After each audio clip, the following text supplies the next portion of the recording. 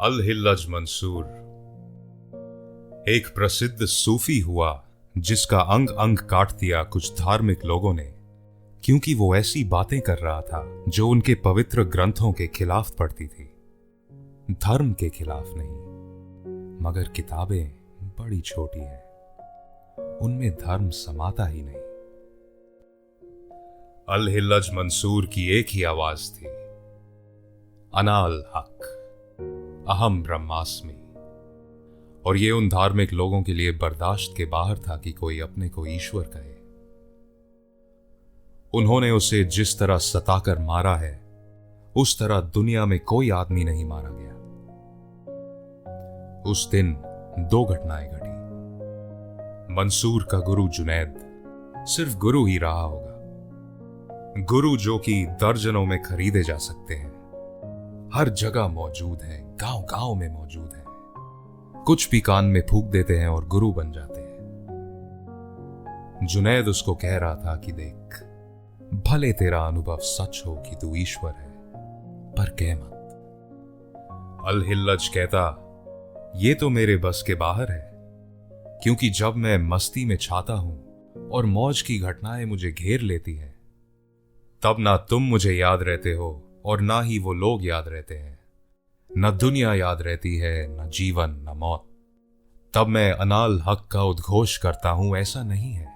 उद्घोष तो हो जाता है, मेरी हर सांस में वो अनुभव व्याप्त है। अंततः वो पकड़ा गया, और जिस दिन वो पकड़ा गया वो अपनी ही परिक्रमा कर रहा था। लोगों ने पूछा, ये तुम क्या कर रहे हो? ये दिन तो काबा जाने के दिन है और जाकर काबा के पवित्र चक्कर लगाने के दिन है।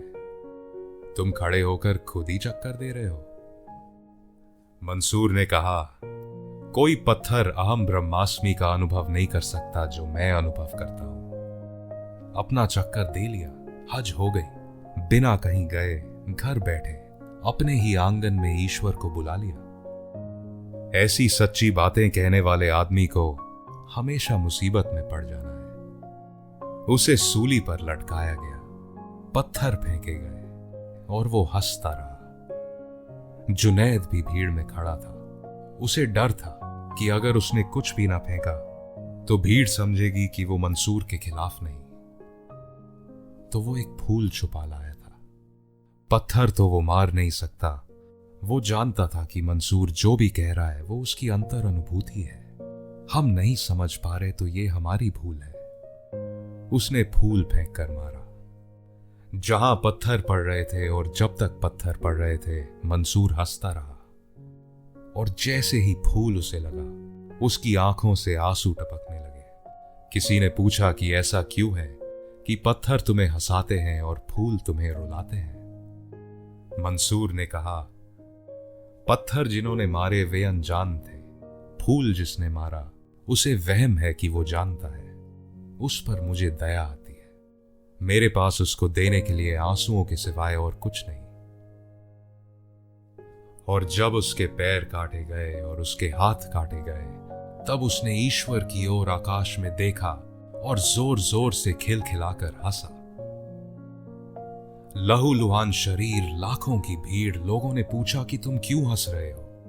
तो उसने कहा कि मैं ईश्वर को कह रहा हूं कि क्या खेल दिखा रहे हो। जो नहीं मर सकता उसे मारने का इतना आयोजन, व्यर्थ ही इतने लोगों का समय खराब किया। और इसलिए हंस रहा हूं कि तुम जिसे मार रहे हो वो मैं नहीं हूं, और जो मैं हूं तुम उसे छू भी नहीं सकते।